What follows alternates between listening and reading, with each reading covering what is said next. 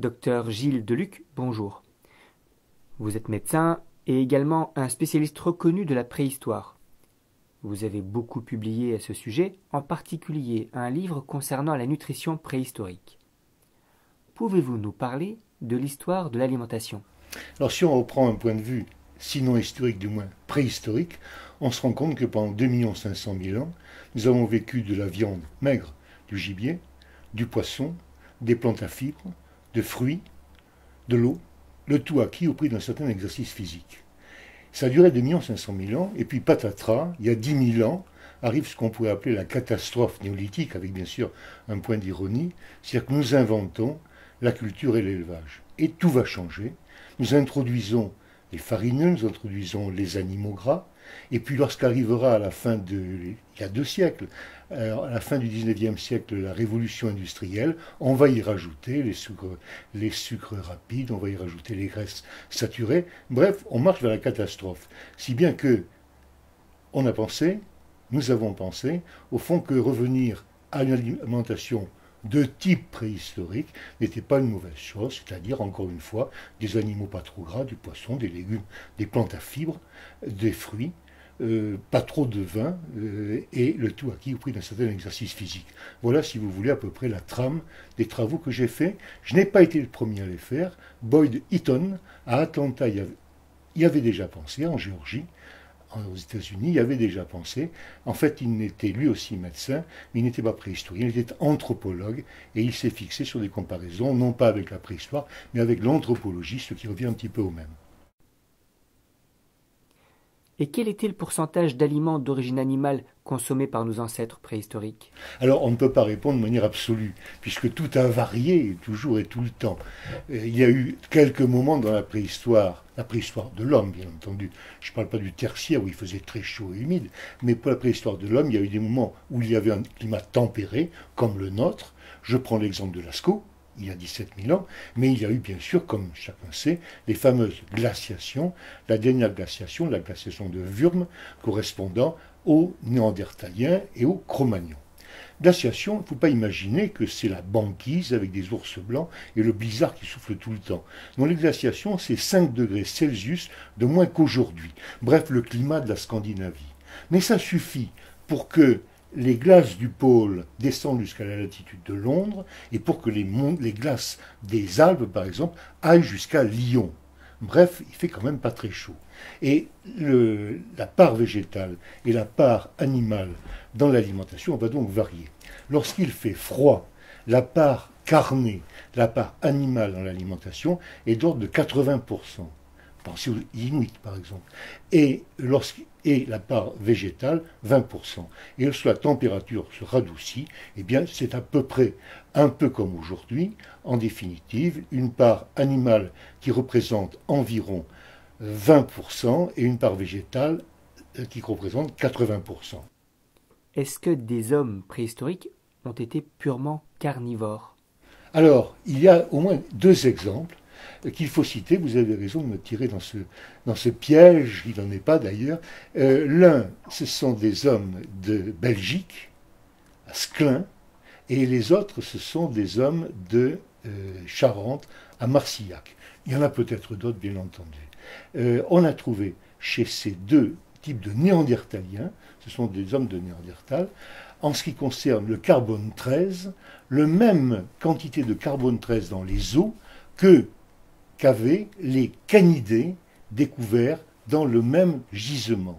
Donc ils mangeaient, sinon exclusivement, du moins préférentiellement, des plats animaux. Est-ce que les hommes préhistoriques consommaient des laitages? Alors certainement pas. Manque de chance. Le laitage, c'est un de mes gros problèmes. Le laitage, c'est une invention du néolithique. Du néolithique, on commence à élever les animaux et à obtenir du lait, à obtenir des laitages. Et là, c'est pour moi un gros problème parce qu'en définitive, le laitage, c'est le calcium. Nous avons, nous, les humains, besoin chaque jour d'1 gramme de calcium, et même 2 grammes ou 3 grammes chez la femme enceinte ou allaitante ou chez l'adolescent. Et pour avoir 1 gramme de calcium, il faudrait manger 5 kilos de viande, il faudrait manger 5 kilos de poisson, il faudrait boire 10 litres d'eau des régions calcaires. Bref, là, je ne sais absolument pas où trouver le calcium. Vous me direz que la vache, elle a de bons os et qu'elle ne mange pas de calcium dans son pré quand elle broute l'herbe. Mais c'est pas clair pour moi. Une ou deux petites remarques. Les Inuits, lorsqu'ils chassent et qu'ils tuent un renne, ou plus exactement un renne femelle, ils se précipitent sur le pis, sur le pis du renne qu'ils fendent pour obtenir dans leurs deux mains le lait de cette reine, qui est un lait extraordinaire. C'est un peu la consistance du yaourt, mais 4 fois plus riche en lipides. Mais en fait, c'est très épisodique ça. Bref, ils n'ont pas de calcium dans l'alimentation, mais pourtant, on ne trouve jamais sur les os des hommes préhistoriques de déficit calcique. Je ne parle pas de l'ostéoporose, parce qu'ils n'atteignaient pas l'âge d'ostéoporose, mais il n'y a pas non plus de rachitisme évident. Bref, pour moi, dans l'alimentation des paléolithiques, c'est un trou, je ne sais pas où ils trouvaient le calcium. Est-ce que nos ancêtres chasseurs-cueilleurs consommaient du sel? Alors là aussi, c'est une question intéressante. D'abord, il faudrait peut-être dire chasseurs-cueilleuses, parce qu'il y a toujours eu, et il y a encore, quoi qu'on en dise, une division sexuelle du travail. C'est l'homme qui va à la chasse, c'est l'homme qui prépare les outils de la chasse, les armes de chasse, et qui travaille 4 ou 5 heures par jour. C'est vrai dans tous les peuples chasseurs-cueilleuses. Quant à la femme, tout au long de la journée, elle s'occupe des enfants, de la maison, de la cueillette et du ramassage. Bref, je préférerais dire chasseur-cueilleuse autant que possible. Alors, est-ce qu'ils consommaient du sel? Eh bien, la réponse est oui, mais uniquement le sel des aliments. En définitive, sous nos climats, bien entendu, nous avons besoin à peu près d'un gramme de sel par jour. Et nous en consommons 10 grammes environ, et même parfois plus. Je pense aux habitants du nord du Japon, qui eux en consomment jusqu'à 50 grammes par jour, parce qu'ils mangent du poisson séché salé sans le faire réhydrater. Ils sont terrassés par l'hypertension et ses complications. Bref, 1 gramme, nous avons suffisamment de sel dans l'alimentation. Une toute petite remarque en ce qui concerne le sel et le calcium. Dans quelques grottes très rares, on a eu l'impression qu'ils avaient gratté les parois de la grotte. Pourquoi faire? Ce ne sont pas des dessins. Est-ce qu'ils ont voulu récupérer du calcium? Est-ce qu'ils ont voulu récupérer du sel? Peut-être du salpêtre? Je n'en sais rien, mais c'est extrêmement rare cette observation. Est-ce que les hommes du Paléolithique consommaient des insectes? Alors, je ne sais pas. Si vous voulez, dans le travail que j'ai fait, j'ai essayé de m'appuyer uniquement sur des observations, sur des faits durs, sur des faits avérés. Bref, là je ne sais pas, je sais que les insectes c'est assez riche au point de vue protéidique, au point de vue potassium je crois également, et je n'ai qu'un seul exemple, mais que je n'ai pas cité. On a retrouvé en Afrique, c'est pas tout à fait mon domaine, on a retrouvé en Afrique un petit morceau d'os qui était usé, et on a supposé que l'Australopithèque, ça se passe donc il y a plusieurs millions d'années, allait gratouiller l'intérieur des termitières pour faire sortir les termites dont il se nourrissait. Bref, je n'ai pas cité dans mon travail cet exemple parce qu'il ne me paraît pas très solide. Mais en réalité, très curieusement, ils sont peu intéressés aux insectes. Par exemple, dans les représentations figurées préhistoriques, il y a un seul insecte qui est gravé sur un os dans une grotte de l'Ariège. Je crois que c'est une sauterelle. C'est le seul insecte que je peux représenter. Mais vous me direz que ce qu'il figurait sur les parois, sur les objets, ce n'était pas leur nourriture, c'était beaucoup plus, si vous voulez, des divinités. Mais ça, c'est une autre question.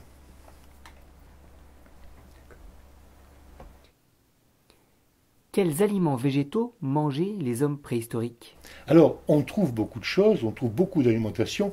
Quand on parle avec quelqu'un comme ça incidemment de notre préhistorique, ah oui, il mangeait de la viande, de la viande, de la viande, et puis des racines. En réalité, quand on fait la liste des végétaux utilisables, à l'époque, il y en a quand même beaucoup, et ils ont consommé tous les végétaux naturels actuels. Bien entendu, Christophe Colomb n'était pas arrivé, Ils étaient donc privés d'aliments que nous utilisons beaucoup, à savoir la pomme de terre, la tomate, le tournesol, la citrouille, les haricots, bref, mais tout le reste à l'état sauvage existe et est utile. Et les Inuits eux-mêmes, je ne parle pas des Inuits actuellement, où ils mangent et même ils mangent trop, mais les Inuits du XIXe siècle avaient une alimentation végétale. Ils ne mangeaient pas uniquement du phoque et de l'ours. Alimentation végétale parce qu'ils mangeaient des algues, mais ils mangeaient aussi des végétaux, et des végétaux, y compris dans la toundra, on en trouve partout. Et à l'âge du renne, il ne faut pas s'imaginer qu'ils étaient tous carnivores, parce que le renne, lui, il mangeait des végétaux. Donc, il y avait des végétaux à récupérer. Petite parenthèse, pour reparler des Inuits, quand les Inuits, il y a des décennies, tuaient un renne, ils se précipitaient sur l'estomac, multiples estomacs de ruminants, et récupéraient une sorte de platé, j'allais dire d'épinards végétaux, qu'ils mangeaient goulûment. Bref, le renne est herbivore, donc on ne peut pas imaginer que les gens qui vivaient en même temps que lui étaient purement carnivores.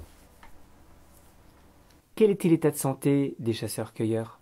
Alors là aussi, c'est difficile à dire parce que quand vous avez des gens dont l'espérance de vie est d'environ 20 ans, en moyenne, on ne peut pas dire qu'ils ont un état de santé qui est excellent.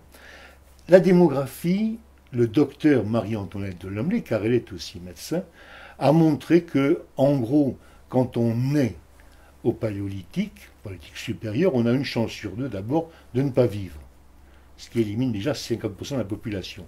Et le petit garçon ou la petite fille ont à peu près une chance sur deux de devenir de jeunes adultes.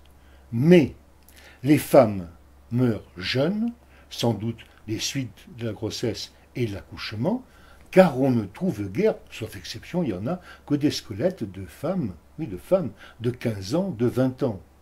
Quant aux hommes, on trouve des hommes plus âgés, mais quand on parle par exemple de l'homme de Cro-Magnon, de ce squelette qui a été trouvé dans l'abri de Cro-Magnon aux Aisies en Dordogne, on dit souvent le vieillard de Cro-Magnon.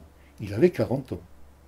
Et il y a peu de temps, Henri de Lomley nous disait qu'à Tautavel, eh bien, il y avait, chose extraordinaire, une vieille femme sénile, qui avait 40 ans. Les autres avaient tout environ 20 ans. Bref, si vous voulez, l'espérance de vie est quand même courte, en particulier chez la femme. Mais pour répondre plus précisément à votre question, est-ce qu'ils étaient en bonne santé? Je crois que oui. Car ce qui est important, c'est que quand on regarde les squelettes, parce qu'on fait ce qu'on peut avec ce qu'on a, quand on regarde les squelettes, il n'y a jamais de tuberculose osseuse, et Dieu sait si elle sera méchante pendant toute l'histoire jusqu'en 1950. Deuxièmement, il n'y a jamais de cancer osseux primitif ou secondaire, et Dieu sait s'il nous fait peur actuellement. Troisièmement, il n'y a jamais d'accident grave ayant entraîné la mort.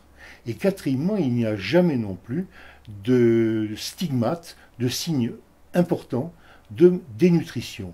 Bref, si vous voulez, il échappe à tout cela. Alors vous allez me dire, mais de quoi mourrait-il? Il faut quand même qu'il meure, puisqu'il meurt jeune. Eh bien, les femmes mourraient certainement des suites de couches, des suites d'accouchement, à tel point que dans 2 cas, notamment à l'abri Pato aux Aisies, on a enterré la jeune femme, 15 ans, 20 ans, avec son nouveau-né, parce qu'on n'avait pas de nourrice, sans doute. Et quant aux hommes, eh bien, de quoi mourrait-il? Et ma réponse est j'en sais rien. Et je pense, par élimination, qu'il devait mourir d'infections saisonnières, par exemple une pneumonie pendant la glaciation de Würm, mais il ne devait pas quand même pardonner.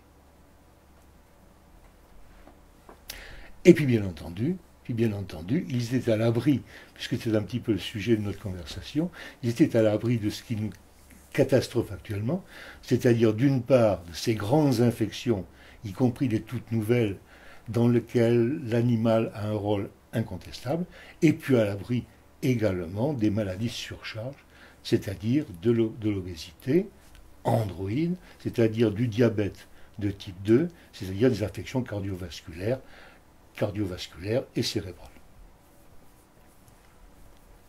De quelle surface de territoire avait-il besoin? Alors là, c'est une question très piégée parce que ce sont des semi-nomades.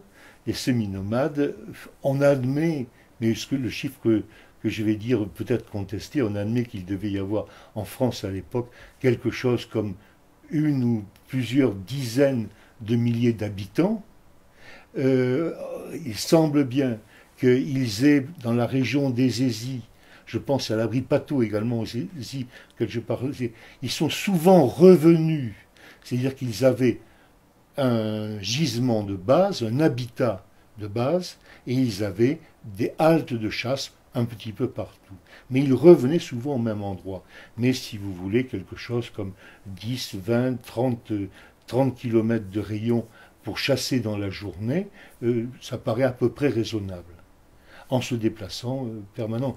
En définitive, ils se sont déplacés, pour ainsi dire, par capillarité. Lorsque l'Homo erectus sort d'Afrique, il y a 1 800 000 ans, il sort d'Afrique, il va aller d'une part vers l'Europe, il va aller d'autre part vers l'Asie, il va aller d'autre part vers l'Indonésie, il y a 1 million d'années environ. Mais il n'y va pas en explorateur, en promeneur, en randonneur. Tout ça, ça se passe quelques centaines de mètres par jour sur 1 million d'années, pour ainsi dire par capillarité. C'est pas un globe-trotter. Hein. Qu'est-ce qui a motivé le passage à l'agriculture? Alors là, c'est un problème très important qui est très discuté, mais je dois dire que là, il sort un peu de mes compétences, puisque je me suis intéressé avant tout au paléolithique. Au paléolithique, ils ont commencé à utiliser, bien entendu, des végétaux locaux, mais je crois, mais là, je m'avance dans le néolithique qui n'est pas tout à fait chez moi, je crois que c'est quand même l'arrivée des gens du Proche-Orient qui est venu leur apprendre la culture et l'élevage. Est-ce que le mode de vie agricole a amélioré la santé de l'être humain? Ah ben à mon avis non. À mon avis pas du tout, parce que il a entraîné un certain nombre de catastrophes, avec tous les guillemets que vous voulez, c'est-à-dire d'une part la sédentarité, deuxièmement le contact, l'entassement, la promiscuité dans les villages, troisièmement l'entassement avec les animaux, quatrièmement une consommation différente au point de vue alimentaire, qui s'aggravera bien sûr au cours des millénaires qui vont suivre. Pour moi, le néolithique n'est pas un avantage, si ce n'est qu'on a pu nourrir plus de gens, donc la démographie a nettement augmenté à ce moment-là. En conclusion, que peut-on tirer comme leçon de l'alimentation préhistorique? Alors, l'alimentation préhistorique, moi je crois qu'on devrait revenir un peu à une alimentation préhistorique. C'est-à-dire que les viandes sans graisse sont certainement préférables aux viandes grasses que s'ingénient à fabriquer les éleveurs actuellement. Le cheval, c'est 7-8 grammes de lipides pour 100 grammes, alors que notre très bon bœuf et le porc, c'est bien sûr au moins le double. Car c'est la graisse qui permet de typer la viande et qui, une fois cuite, lui donne sa tendreté et son goût. Bien sûr, c'est meilleur. Une viande bien grasse, un châteaubriand bien gras est meilleur, bien sûr, qu'une tranche de cheval. Deuxièmement, en dehors des viandes maigres, le plus maigre possible, tous les poissons, et alors là, on a le choix. Et on a des choses extraordinaires chez l'homme préhistorique, car on sait à peu près ce qu'il mangeait comme poisson. Car les vertèbres des poissons se conservent et se retrouvent dans les fouilles à condition de faire attention, et on trouve ce qu'il préférait. Eh bien, c'était avant tout le saumon, c'est-à-dire une chair bien drue, une chair bien grasse, mais avec de très bons acides gras, velours des artères et du cœur. Deuxièmement, ils ne détestaient pas les autres salmonidés. Le brochet, ma foi, oui, ils aimaient bien. Et puis, ce que nous appelons la blanchaille, c'est-à-dire les cyprinidés, qui n'ont aucun goût, qui s'en vont sous les doigts et sous la dent, ça ne les passionnait pas du tout. Troisièmement, les végétaux, et de préférence les végétaux à fibres, et ils ont utilisé des végétaux à fibres. Et quatrièmement, les fruits. L'eau est une boisson excellente. Le vin, on a montré qu'une consommation de vin discrète apportait un avantage pour l'individu, mais il n'est pas nécessaire de ressaler ou de trop ressaler comme l'on fait actuellement.